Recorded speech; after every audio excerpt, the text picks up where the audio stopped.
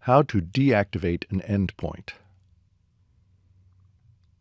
In order to deactivate IntelliMix Room, you have to go into the project that the IntelliMix Room endpoint is part of.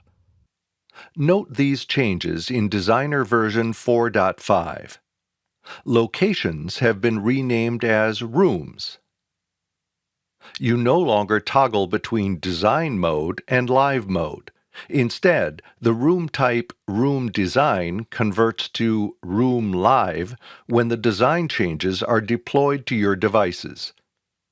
Finally, templates are replaced by the Save a Copy function for both types of rooms.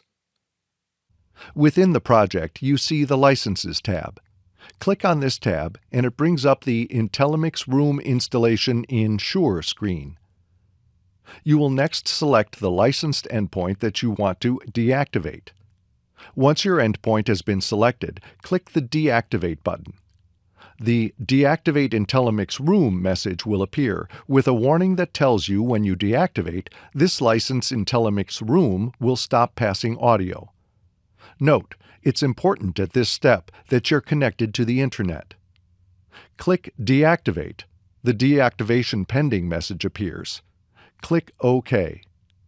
This takes you back to the IntelliMix Room installation in Shure screen, and you can see the license has been deactivated and is now available for reuse.